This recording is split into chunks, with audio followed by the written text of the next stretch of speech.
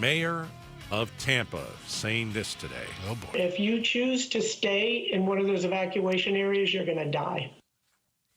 That's how bad it is. That's how bad Hurricane Milton is. And I'll paint a picture for you. Mm-hmm.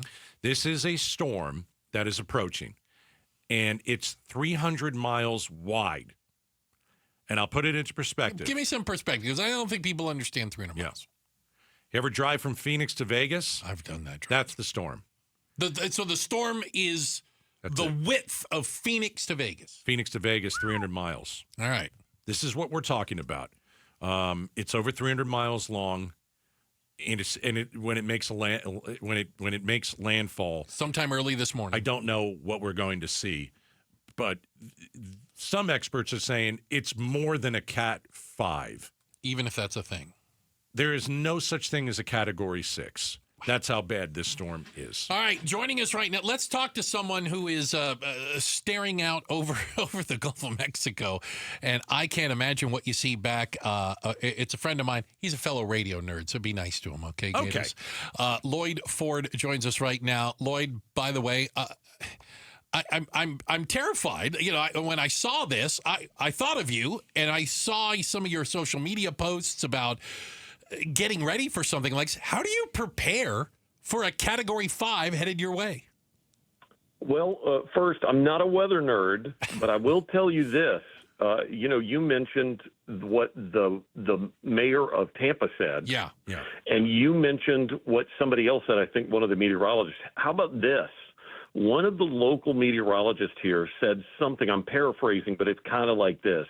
This specific Hurricane Milton is about the most extreme and most violent event that can be produced on water on this planet. Good grief. Okay, now, so go ahead. You can take from that how you feel about hearing those words. You talking about the size of this storm, the vibrating magnitude of it. We are talking about a lot of things. The biggest concern in the state of Florida, I think, is Tampa Bay. Right. It's wide open. It's very shallow. Last hurricane was around 100 or so years ago. Hundreds of millions of dollars in damage. That will pale in comparison probably because there are millions of people now. Right. The state is growing exponentially. It is unstoppable. But if it isn't unstoppable, we're about to meet the thing that can stop it. Mother Nature is undefeated. Oof. So there's a lot of respect. I mean, you hear it from people, and all these officials.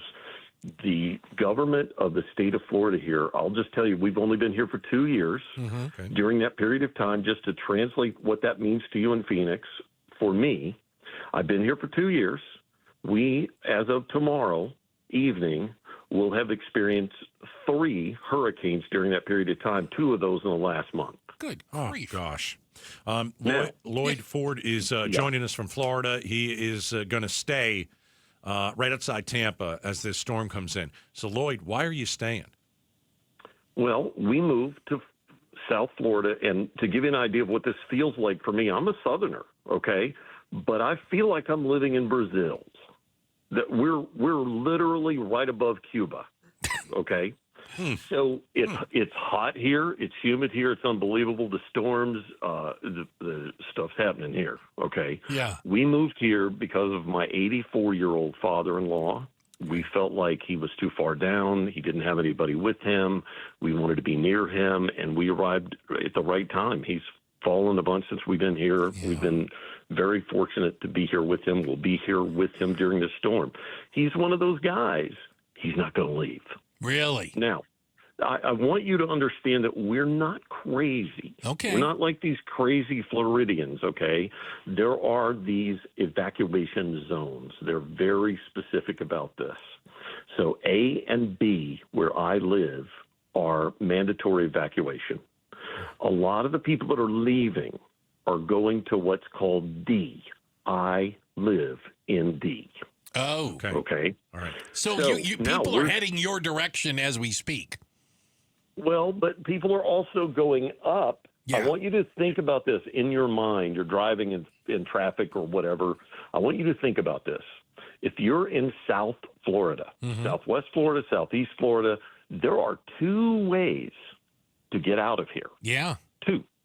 There is I-75, that's on our side, and there's I-95. Yeah, goes up the East Coast. Now, you just imagine just the people in Tampa, okay, where they're telling you if you stay, you will die. They're literally saying, write your name and your information on your arm. Oh, gosh. We will know who you are when we find you if my you decide to goodness. stay.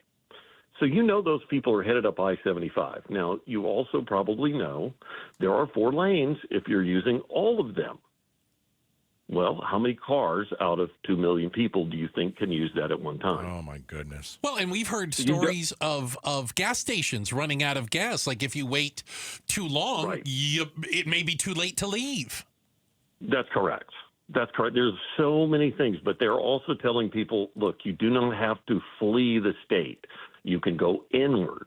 Okay. Now, the challenge is this storm is so big, the wind field, okay, the water swirls from it so large that, I mean, it's making people who are experts blink. Okay. Right. And they're saying this is a Florida event. This is not a Tampa event. This is not a Fort Myers event. This is not a Orlando event. This is a Florida event. Right.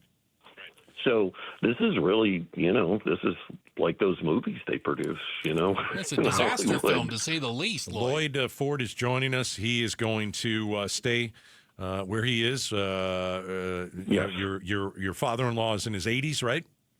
He's 84. Now, also in the not crazy, yesterday I went out and bought 2 very large generators. That was what I was going to ask. I saw the picture on Facebook. How are you preparing, Lloyd, for the storm? Look, we went and got lots of fuel, so I have literally big 5-gallon gas cans, bunches of them at both of our houses. All right. These generators are in their boxes. I'm not going to open them unless we lose electricity. That's the other thing, right? Sure. So when you have a hurricane, especially of this size, here's what you got. Look for water, look for wind. That's your 2 damaged things. And then my third one is, because I have experience now as a 2-year-old toddler, loss of electricity and how long. And for how long? Great point. It's not like it's going to blink and go out. We know that there's people still recovering from Helene.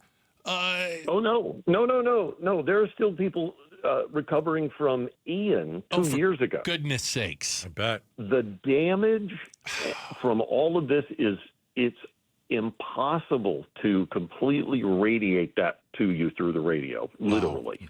Well, So and I think we lose, and Lloyd, just to say, I think we lose perspective of it because, there's a big storm, it's covered, and then we move on. And the people there don't have the option. They're living in it still.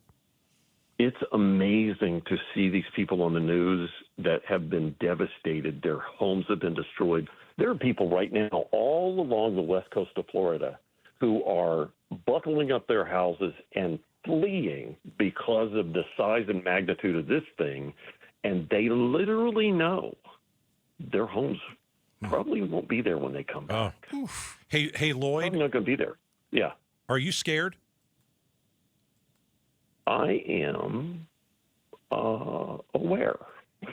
Yeah. Okay. So life is unpredictable. Every moment informs the next. You know this. We all know this as adults, right? So I have prepared as best as I can. I have these 2 big generators. I have lots of material. We have lots of food. Our homes are concrete based. They are based on 21st century hurricane resistant construction. Okay. That's what I know. Right now, the hurricane gets to vote. Yeah. Not to bring politics into it, but its vote's a little different than yours. Yeah. It sounds terrifying to us here because we don't deal with anything remotely like that, Lloyd. Lloyd, I have a question for you. Yes, sir. Would you talk to us tomorrow afternoon? Can we talk to you tomorrow after this thing is made land? Let me put it this way. If I'm able to, yes. Okay, well, and we sincerely hope that you are, Right. Lloyd. Right, I think you will. Yes. So we want to talk to you tomorrow and get a bit of an update of what it was like. Let's say it's like 4:00 tomorrow, our time, which is 7:00 your time. So you'll have been in it for a while, to say the least. Okay, so let me share just two things with you if you've got a second. Sure. Okay. I'll leave you with these two things. First, my best John McClane voice from Die Hard. Come to Florida. We'll have a good time. You'll have a pool. All right. And then I want you to think about this. Yeah. If you're in Tampa Bay, okay, now you've got listeners everywhere in your market. I just want you to think about this while you're sitting in your car this afternoon. The storm surge in Tampa, the surge can be 15 feet. That's just crazy. 15 feet high of seawater. Just put that in there. Above sea level. That's crazy. And even that, the reports, they're saying, look, it's not the 15 feet, right? You also have the waves over the top of the 15 Absolutely. feet. We're talking 2-story buildings at that point. Lloyd, please be careful. Yes. Okay? Be smart. I guarantee we're going to do that. Okay. And we will talk to you tomorrow at 4. And you're our man on the ground, and we sincerely appreciate it. God bless, man. Stay tuned. Lots of prayers. Thanks. There you Yeah, go. lots of prayers are going to Florida. Lloyd Ford, he is in one of the evacuation areas, but not in the mandatory. He is just south of the Tampa-St. Pete area. Hurricane Milton is headed his direction. There's no two ways around it. But you heard him say not only how he's preparing, but also his father-in-law's not going to leave. They got to stay in. He's one of those old Floridians. I ain't leaving. I've seen plenty of storms, I think right? that there are a lot of people like that. I have a feeling there are too. Thanks for watching Outspoken with Bruce and Gaydos. Tap to watch more from KTAR News and click the button in the middle to subscribe.